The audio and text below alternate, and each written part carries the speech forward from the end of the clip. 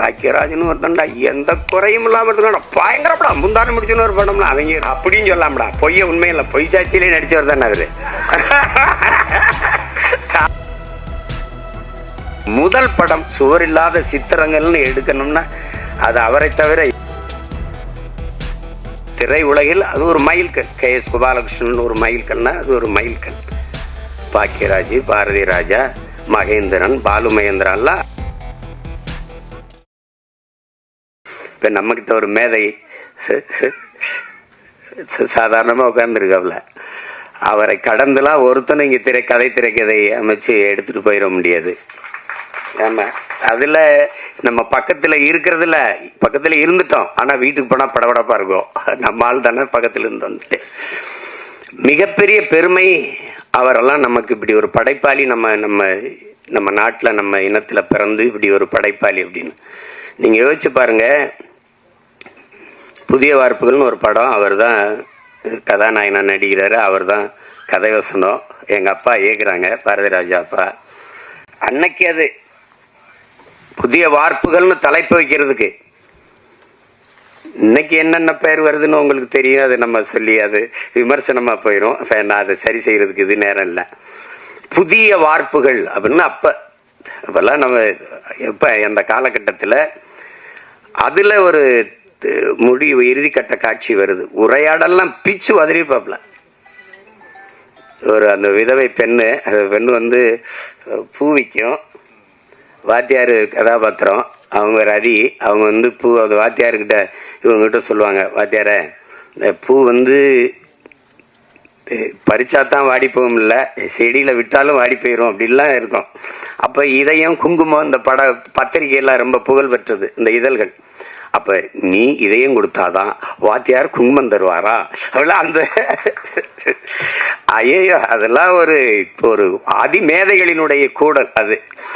அதுல ஒரு அண்ணன் கவுண்டமணிக்கு கதாநாயகியை கட்டி வச்சிடுறாங்க. அந்த வில்லன் கதாபாத்திரம் அந்த கட்டி வச்சிடறாரு ஜி சீனிவாசன் ஐயா. அப்போ அது ஆனா இவங்க வாத்தியாரும் ஒரு காதல் இருக்குது. அப்ப ஊரை விட்டு ஓடும்போது அந்த விதவை பெண், அந்த பூக்காரி, இந்த காஜா ஷெரீப் எல்லாம் ஓடும்போது இந்த காதலர்கள் சேர்றதுக்கு ஒரு இடையூறா ஒன்று இருக்குது. ஆனால் அவர் கட்டின தாலி, இது ஒரு இந்த கலாச்சாரம் தாலிக்கு இந்த சமூகம் ரொம்ப முன்னுரிமை கொடுக்குது. அப்படியே பார்த்துட்டு டப்புன்னு அந்த தாலியை அறுத்துட்டு அவரே அறுத்துடுறாரு. கட்டின தாலி அவரே அறுத்துட்டு ரெண்டு பேரையும் சேர விடுறார். கையை பிடிக்கிறாங்க. அந்த விதவை பெண்ணை நிற்கிது, அந்த பூவித்த பெண்ணை. அதை கையை பிடிச்சிட்டு இப்படி போகும்போது புதிய வார்ப்புகள்னு போடுறாப்புல ஒரு எழுத்தாளர், ஒரு எழுத்தாளர். கொஞ்ச நாள் கழிச்சு அப்புறம் அவரே கதை திரைக்கதை அடிச்சு அந்த நாட்கள்னு ஒரு படம் வருது. அதுல இவர் காதலிச்ச பெண்ணு அது அண்ணன் ராஜேஷை திருமணம் பண்ணி போயிடுறாங்க. கல்யாணம் ஆயிடுது. அது அப்போ வந்து அவர் சேர்த்து வைக்க போராடி கடைசியா உச்சக்கட்ட காட்சி வந்துடுது. ரெண்டு பேரும் இருக்கும்போது அவர் வந்து அந்த மருத்துவர் கதாபாத்திரம் வந்து இந்த காதலன்ட்ட சேர்த்து விடுறதுக்கு இது பண்றாப்புல. இப்ப நம்மால ஒரு ஆர்மேனிய பெட்டி வச்சுக்கிட்டு அந்த ஹரவர மலையாளத்துல இதே டாக்டரே அது நீங்க புதிய நவீன 21ஆம் நூற்றாண்டு ஆள் தானே, 20ஆம் நூற்றாண்டு இல்லையா, 20ஆம் நூற்றாண்டு ஆள் தானே. தாலி அறுத்தடு எந்த காதலி உங்களுக்கு மனைவியா வரும், ஆனால் உண்ட காதலி எனக்கு உன்ன மனைவி எனக்கு காதலியா வராது. அப்ப அந்த தாலியை அறுத்து எடும் அப்படின்ன உடனே அப்படியே போய் அறுத்து எடுக்க முடியாது. அந்த பெண்ணு தாலி அறுத்துட்டு வர முடியாது. இது கையெடுத்துட்டு பட்டினா இதே மண்ணின் கலாச்சாரம் பண்பாடுன்னு பேசி பட் இந்த கிளைமேக்ஸ் ஓல்டு பட் கோல்டுன்ட்டு போயிடுவாப்ல. இதை யோசிச்சு பாருங்க. உலகத்துல ஒரே ஆள் தான் தாலி அத்துட்டு போய் வாழ்னு சொன்னா அதே ஆள் தான் தாலி அக்காம வாழ், இதுதான் கலாச்சாரம் சொன்னது ஒரே எழுத்தாளன் தான். உலகத்துல இப்படி ஒரு ரைட்டர் எழுத்தாளர் இருக்கவே முடியாது. ஒரே எழுத்தாளர் இப்படி எழுதி நம்ப வைக்க முடியும். இப்படி எழுதணும்னா எழுத்தின் வன்மை, எழுத்தின் அழுத்தம் அப்படின்னு சொல்லாமடா. பொய்ய உண்மையில பொய் சாட்சியிலே நடிச்சவர் தானே அவரு. சாதாரண உட்கார்ந்துருக்காப்ல. எங்க அப்பாவுக்கு ஒரு கிளைமேக்ஸ், எங்க அப்பாவுக்கு எழுதி கொடுத்தது வேற, கைதின் டைரியில. அதுதான் ஆட்சிராஜ்தான்ல வந்தது. அவர் திமுறா நீ ராஜு நான் எழுது நானா ஒன்று எடுப்பேன். அது அப்ப செய்வார். அதுல எல்லாரும் நானும் அவர்கிட்ட எழுத்தாளராக வேலை செஞ்சிருக்கேன். என்ன பண்ணுவார் எங்க அப்பான்னு தெரியும். அதுல அவர் வந்து சிவாஜி சத்ரபதி சிவாஜி வேடத்தை போட்டு நிறுத்திட்டாப்ல. சரி, அதுவும் ஓடிடுச்சு. ஏன்னா அது வரைக்கும் நான் திரைக்கதையை பிச்சு உதறிட்டாப்ல. அப்புறம் இதுல வேற கிளைமேக்ஸ், நான் எழுதி கொடுத்த கிளைமேக்ஸை நான் எடுக்கிறேன். அந்த காட்சியின் போய் அப்ப அமிதாப் பச்சன் ஸ்ரீதேவி வச்சு ஆக்டிராஸ் தட்டா அதுவும் வென்றுட்டாப்ல. இப்படி ஒரு எழுத்தாளர் அதுக்கு ஒன்றும் நிகர் இல்லை. அது சொல்லி முடியாது.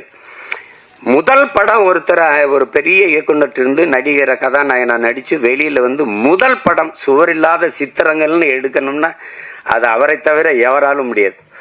அப்ப அப்படி ஒரு படைப்பாளி இன்னைக்கு நம்ம பக்கத்துல உட்கார்ந்து இந்த படத்தை பாராட்டி பேசுறாருன்னா அதை விட இந்த படத்துக்கு கிடைத்த பெருமையும் பாராட்டும் ஒன்னும் கிடையாது. ஒரு குடும்ப பாங்கான படத்தை எடுத்து அதையும் தரமான வெற்றியடை வைக்க முடியும். எளிய கதாபாத்திரங்களை வைத்துனா அது அவரால் தான். ஒரு கதையை 2 தாள்ல அவர் சொல்லுவாருங்க. தேவர் பிலிம்ஸ்ல கதை கேட்குறாங்க. அப்போ அவர் போய் கதை சொல்றாரு. ஐயா கதை சொல்லும்போது அவங்க குப்பத்தொட்டி சார் அதுல ஒரு குழந்தை சார்னு அவரே சொன்னதுதான். குப்பத்தொட்டி சார் அதுல ஒரு குழந்தை சார்னு அவருக்கு பிடிக்கல. அப்புறம் பெரிய ஆளாயிட்டாரு. அன்னைக்கு நான் உங்ககிட்ட கதை சொல்லும் போது குப்பத்தொட்டி சார் ஒரு குழந்தை சார்னு சொல்லிட்டேன். ஆனா இன்னைக்கு சொன்னா குப்பத்தொட்டி சார் அதுல ஒரு குரங்கு சார்னு சொல்லியிருப்பேன் அப்படின்னு சொல்லி